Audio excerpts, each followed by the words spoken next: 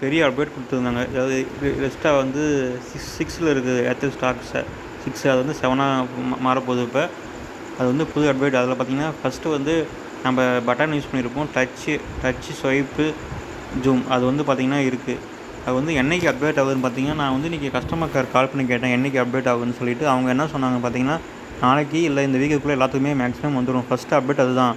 அப்புறம் பார்த்திங்கன்னா போக போக ஒவ்வொரு மாதத்துக்கு ஒரு அப்டேட் இருக்கும். ஒரு மாதத்துக்கு ஒரு அப்டேட், 2 அப்டேட் இருக்கும். எல்லா அப்டேட்டும் ஒரே நாளைக்கு உங்களுக்கு ஒரே மாதத்தில் ஒரு நாளைக்கு வராது. பார்த்திங்கன்னா அந்த 7 வந்து பார்த்திங்கன்னா அப்படியே பிட்டாக வருதுன்னு சொல்லியிருக்காங்க பார்த்திங்கன்னா நமக்கு. அதனால் நம்ம பார்த்திங்கன்னா இந்த வாரத்துக்குள்ளே நம்ம கண்டிப்பாக எதிர்பார்க்கலாம். அது வந்து பழைய இசட் மாடல் மிட் வேரியண்ட், நம்ம டாப் மாடல் எஸ்க்கு வராது. அந்த 2 மாடலுக்கும் பார்த்திங்கன்னா நமக்கு டச்சு ஸ்வைப்பு ஜூம் அந்த அப்டேட் கண்டிப்பாக வருது. நீங்கள் புதுசாக லிஸ்ட்டாக வாங்கினீங்கன்னா உங்களுக்கு ஏர்டெல் ஸ்டாக்ஸ் 7 அப்படியே வந்துடும்.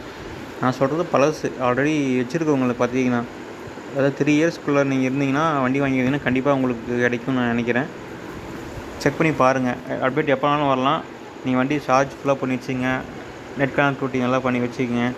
ஏன்னா கண்டிப்பாக அப்டேட் வந்து நீங்கள் அப்டேட் பண்ணிக்கலாம் நீங்கள் உடனே.